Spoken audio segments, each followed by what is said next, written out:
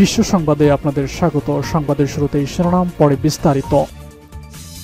পুরোদমে Iran, Israel এবং নিরীহ ফিলিস্তিনিদের মাঝে ভয়াবহ যুদ্ধ চলছে হামলা পাল্টা হামলা। এরই মাঝে আমাদের হাতে এসে পৌঁছেছে এই যুদ্ধের সর্বশেষ গুরুত্বপূর্ণ সবথেকে তাজা আপডেট সংবাদ আপনাদের জানিয়ে দিব।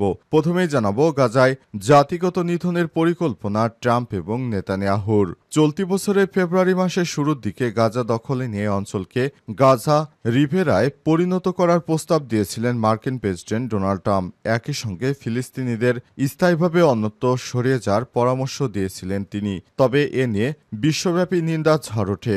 আবারও তিনি এসব কথাবার্তা বলতে শুরু করেছেন, গোপনে বৈঠক করছেন এবং বর্তমানে ইহুদিবাদী ইসরায়েলের প্রধানমন্ত্রী যুক্তরাষ্ট্র অবস্থান করছে। ট্রাম্প এবং নেতানিয়াহু বৈঠক করে পরিকল্পনা করছেন গাজাবাসীকে পৃথিবীর অন্যত্র রাষ্ট্রে চাপিয়ে দিবেন আর পুরো গাজা খালি করে তার দখল নেওয়ার জন্য নতুন পরিকল্পনা শুরু করেছে ইহুদিবাদী ইসরায়েল ও ডোনাল্ড ট্রাম্প। এরপর জানাবো ইরানের ক্ষেপণাস্ত্র সামরিক স্থাপনায় আঘাত হেনেছে, অবশেষে স্বীকার করল ইহুদিবাদী ইসরায়েল। নিজেদের সামরিক স্থাপনায় ইরানের ক্ষেপণাস্ত্র আঘাত হানার কথা স্বীকার করেছে দখলদার ইসরায়েলি বাহিনী। আজ এক ইসরায়েলি সেনাবাহিনীর কর্মকর্তা জানিয়েছে ইরানের কিছু কিছু ক্ষেপণাস্ত্র তাদের অবকাঠামো ক্ষতিগ্রস্ত করেছে। এদিকে তালেবানের শীর্ষ নেতার বিরুদ্ধে আইসিসির গ্রেপ্তারি পরোয়ানা জারি। আফগানিস্তানি নারীদের উপর দমনপীড়নের অভিযোগ এনে তালেবানের শীর্ষ নেতা হাইবাতুল্লাহ আখুন্দাজাদে সহ প্রধান বিচারপতি আব্দুল হাকিম হাক্কানির বিরুদ্ধে গ্রেপ্তারি পরোয়ানা জারি করেছে আন্তর্জাতিক অপরাধ আদালত আইসিসি। হেগভিত্তিক আদালতের পক্ষ থেকে জানানো হয়েছে আখুন্দাজাদে এবং আব্দুল হাকিম হাক্কানির মানবতা বিরোধী অপরাধে জড়িত থাকার যৌক্তিক প্রমাণ রয়েছে।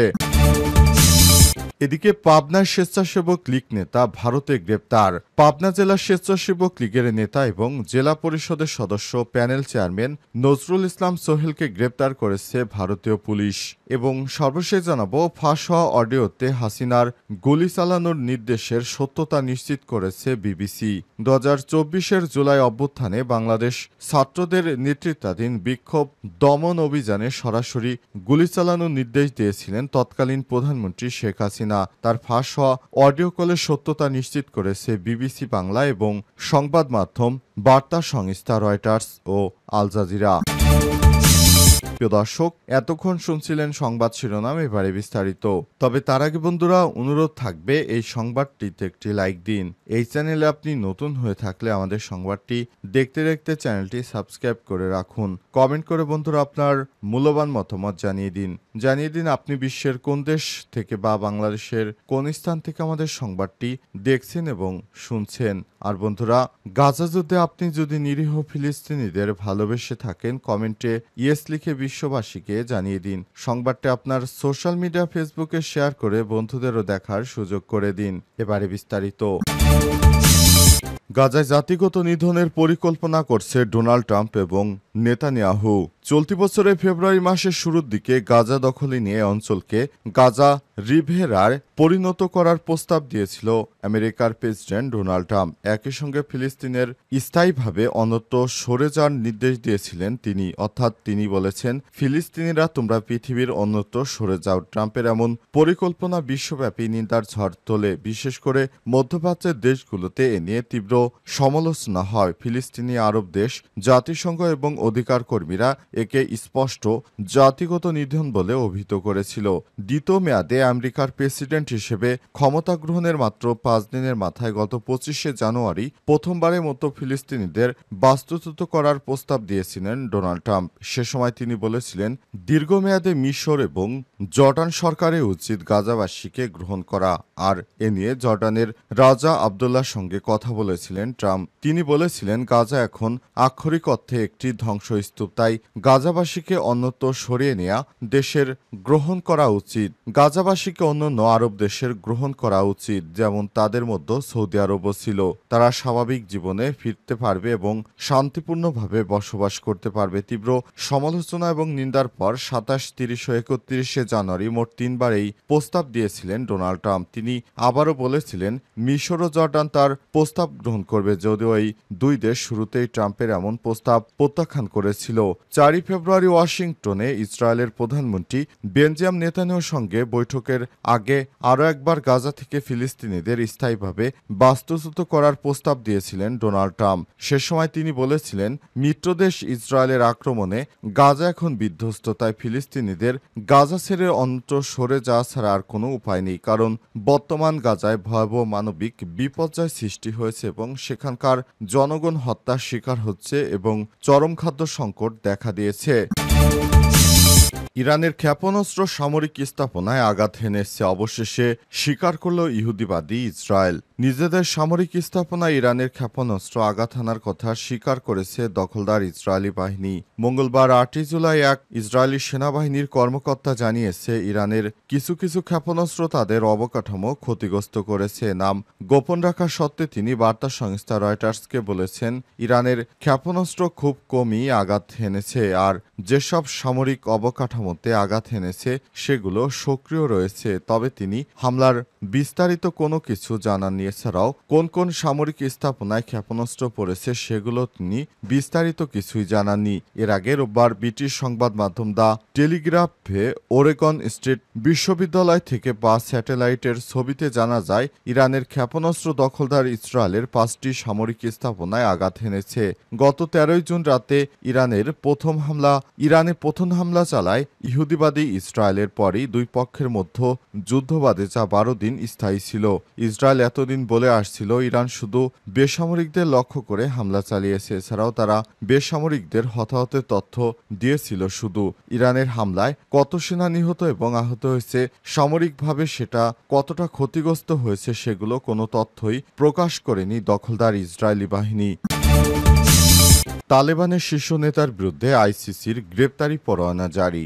আফগানিস্তানে নারীদের উপর দমনপীড়ন এর অভিযোগ তুলে তালেবানের শীর্ষ নেতা হাইবাতুল্লাহ আখুন্দা জাদেসহ প্রধান বিচারপতি আব্দুল হাকিম হাক্কানির বিরুদ্ধে গ্রেপ্তারি পরোয়ানা জারি করেছে আন্তর্জাতিক অপরাধ আদালত আইসিসি। হেগভিত্তিক এই আদালতের পক্ষ থেকে জানানো হয়েছে, আখুন্দজাদা এবং আব্দুল হাকিম হাক্কানির মানবতাবিরোধী অপরাধে জড়িত থাকার যৌক্তিক প্রমাণ রয়েছে।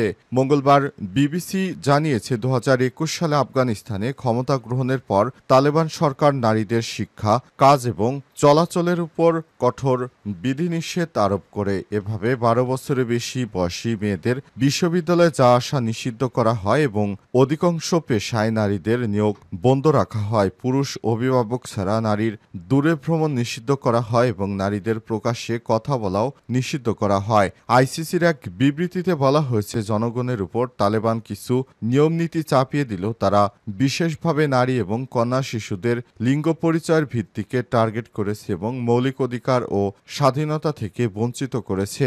জাতিসংঘ বিধিনিষেধ লিঙ্গভিত্তিক বর্ণবাদের শামিল বলে আখ্যায়িত করেছে। তবে তালেবান সরকার দাবি করে আসছে, তারা ইসলামী শরিয়া এবং আফগান সংস্কৃতির আলোকে নারীদের অধিকার রক্ষা করে চলেছে। অভিযুক্ত আখুন্দজাদা 2016 সাল থেকে তালেবানের সর্বোচ্চ নেতা হিসেবে দায়িত্ব পালন করে আসছেন। 2021 সালে যুক্তরাষ্ট্রের নেতৃত্বাধীন বাহিনী আফগান ত্যাগ করার পর তিনি ইসলামিক আমিরাতের নেতৃত্বে আসেন। অপর অভিযুক্ত হাকিম হাক্কানি তালেবানের প্রতিষ্ঠাতা মোহাম্মদ ওমরের ঘনিষ্ঠ ছিলেন এবং 2020 সালে যুক্তরাষ্ট্রের সঙ্গে আলোচনায় তালেবানের পক্ষে প্রতিনিধিত্ব করেছিলেন। ফাঁস হওয়া অডিওতে হাসিনার গুলি চালানোর নির্দেশের সত্যতা নিশ্চিত করেছে বিবিসি।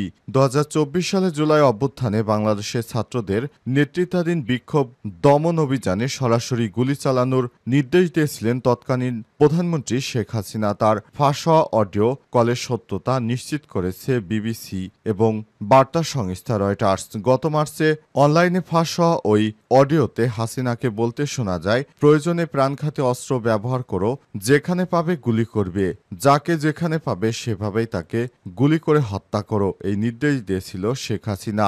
গত বছরে বিক্ষোভে প্রায় 1400 জন নিহত হয়েছে বলে জানিয়েছে জাতিসংঘ। তবে বিবিসি ও ফরেনসিক প্রতিষ্ঠান প্রতিষ্ঠান ইয়াশর কলটির প্রযুক্তিগত বিশ্লেষণ করে নিশ্চিত করেছে এটি কৃত্রিম নয়, বরং শেখ হাসিনার তৈরি কোনোভাবেই কাটাছেঁড়া বা পরিবর্তন করা হয়নি। হাসিনার কণ্ঠস্বরের সঙ্গে এটি পুরোপুরি মিল রয়েছে জানায় বাংলাদেশের পুলিশের অপরাধ তদন্ত বিভাগ সিআইডি। 18 জুলাইয়ের কলের পর ঢাকার রাস্তায় সামরিক গ্রেডের অস্ত্র ব্যবহার করা হয়, যা পুলিশের গোপন নথিতে উল্লেখ রয়েছে। বিবিসি আরও জানিয়েছে 5 আগস্ট ঢাকার যাত্রাবাড়িতে পুলিশের গুলিতে অন্তত 52 জন নিহত হয়। এর আগে ওই ঘটনায় নিহতের সংখ্যা ছিল 30। ঘটনাদিন সেনাবাহিনী সরে যাওয়ার পরপরই পুলিশ সরাসরি বিক্ষোভকারীদের উপর গুলি চালায়। ঘটনাস্থল থেকে সিসিটিভি, ড্রোন ও প্রত্যক্ষদর্শীর ভিডিও বিশ্লেষণ করে এই তথ্য উঠে আসে। ঘটনার পর প্রতিবাদকারীরা যাত্রাবাড়ি থানায় হামলা চালায়, 6 জন পুলিশ সদস্য নিহত হয়। বাংলাদেশ পুলিশের একজন মুখপাত্র বিবিসিকে জানান, গত বছরের সহিংসতায় জড়িত থাকার অভিযোগে 60 পুলিশ সদস্যকে গ্রেপ্তার করা হয়েছে এবং নিরপেক্ষ তদন্ত চলছে। তিনি আরও বলেন, বাংলাদেশ পুলিশ পুঙ্খানুপুঙ্খ এবং নিরপেক্ষ তদন্ত করছে বলে জানান তিনি।